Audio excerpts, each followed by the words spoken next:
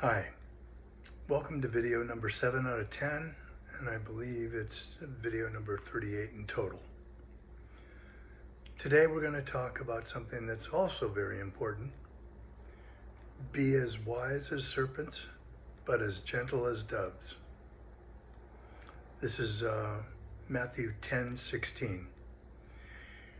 It's an instruction from Jesus to his disciples to combine shrewd, cautious discernment with pure, innocent behavior while navigating a hostile world, often described as sheep among wolves.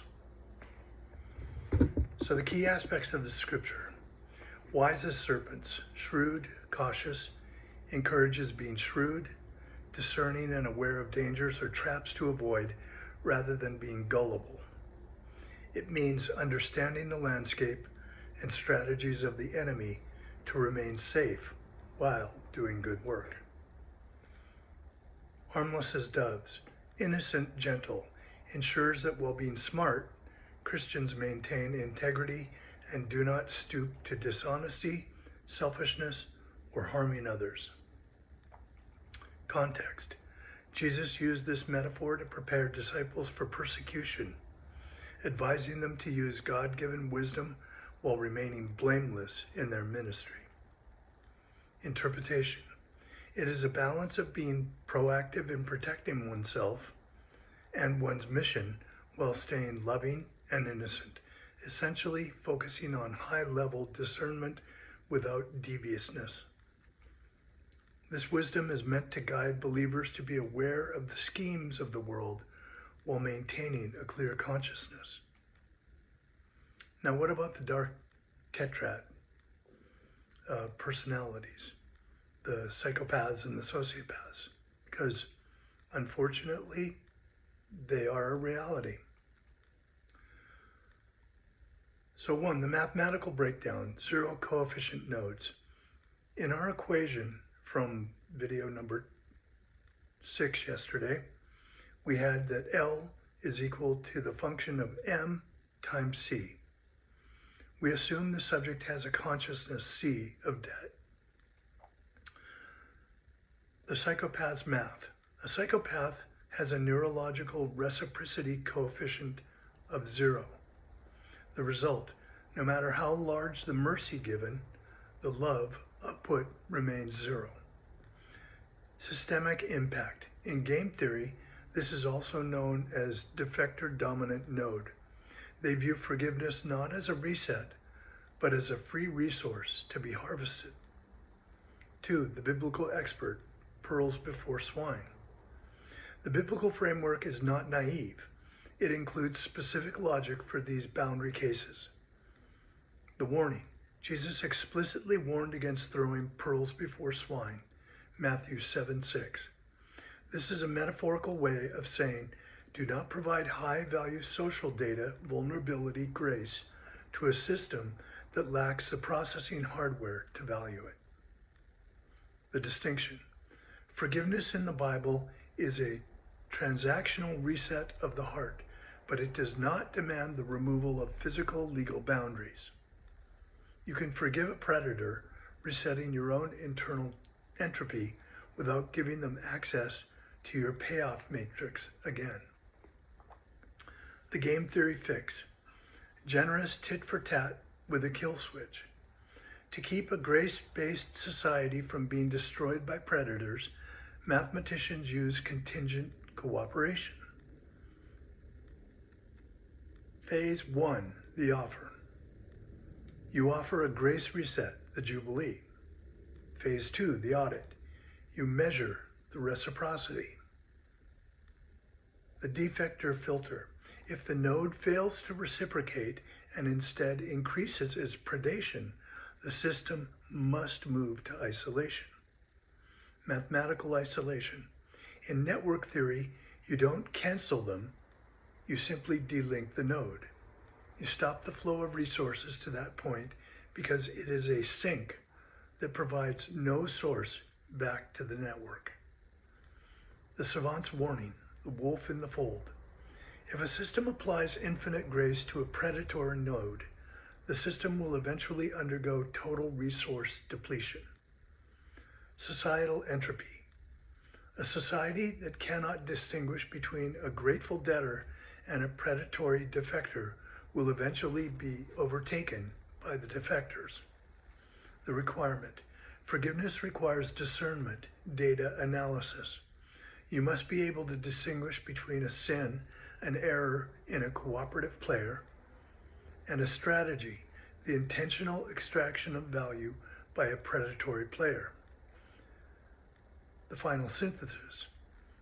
The he who is forgiven much loves much principle is a calibration tool for humans with a conscience. It is the update code for the 96% of the population capable of empathy. For the remaining 4% predatory personalities, the math shifts from grace to containment. The love in the equation is only generated if the receiver has the internal hardware to translate mercy into gratitude. Without that hardware, the equation collapses. And this is how to detect predators, basically. To detect zero coefficient nodes, predatory personalities, with a high grace system, we use asymmetric information probes. We are looking for the absence of a specific signal that should mathematically appear after an act of mercy. The detection algorithm, the gratitude probe. In a healthy node, forgiveness causes a phase shift from guilt and shame to love. In the predatory node, forgiveness causes a resource capture from caution to exploitation. The cheap talk filter. Predators are often experts at mimicry. They use grace language to reset their social debt without changing their internal state. The test. Look for metabolic cost. The logic. True reciprocity, love, requires an expenditure of energy resources for the other person. Predatory nodes will offer verbal apologies, zero cost, but will consistently avoid any action that requires a sacrifice of utility. Detection signal. If words are less than zero, but sacrifice equals zero, the node is highly likely to be predatory. The tit-for-tat stress test. In game theory, we introduce a minor fraction point after the grace reset. The test. After forgiving a large debt, ask for a small, reasonable favor that requires the other person to prioritize your needs over theirs. The logic. A forgiven much person will over-deliver on the favor due to their high reciprocity coefficient. A predator will find the request controlling or unfair because they believe they have won the previous interaction and owe nothing. Detection signal. Indignation. A predator reacts with anger when asked to reciprocate, as it threatens their winning position. The boundary probe, the savant's favorite. Grace is a reset of relationship, not a removal of rules. The test. Offer forgiveness for a past mistake, but simultaneously tighten the future boundary. Example. I forgive the late report, but from now on, I need a check-in every Tuesday. The logic. A healthy person accepts the boundary as a fair realignment. A predator views the boundary as an infringement on their harvest. Detection signal. They will attempt to guilt you up for setting the boundary, often using your own grace against you. Example, I thought you forgave me. Why don't you trust me? So the savant kill switch. Once a zero coefficient note is detected, the mathematics of mercy must be replaced by the mathematics of cryptography. Once a zero, stop data flow. Do not share vulnerabilities. Hard code boundaries. Switch from trust-based interactions to verification-based interactions. Network pruning. If the node is a sink that only absorbs and never emits love, it must be isolated to protect the fractal nature of grace from systemic collapse. Final conclusion. Forgiveness is a powerful diagnostic tool. It is the contrast die of the soul. When you inject grace into a system, the healthy parts light up with love, while the predatory parts remain dark and cold. And finally, to protect yourself while applying the grace protocol, you must adopt a dual process architecture. You operate with a soft heart, internal state, but hard data, external logic. This is the savant's shield, the protective framework, decoupled forgiveness. In mathematics, you can decouple variables so that one does not automatically change the other. To stay safe, you must decouple internal forgiveness from external trust. The internal deletion, emotional hygiene. Forgiveness is primarily a computational cleanup for your brain, not the other person's. The logic, holding a grudge is like keeping a high entropy malware file running in your background process. It uses your CPU, mental energy, and generates heat, stress. The action, you forgive to delete the file. This stops your emotional energy leak. The shield, because you have deleted the file, you are now calm and objective. You are no longer reacting out of debt or anger, which makes you much harder for a predator to manipulate. The zero trust sandbox external logic. While your heart is clear, your social API remains secure mode until the other node proves its reciprocity coefficient. The savant rule.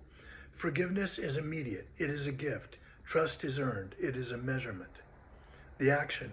After a grace reset, treat the next 3 to 5 interactions as sandbox tests. Observe the data without emotional investment. The shield.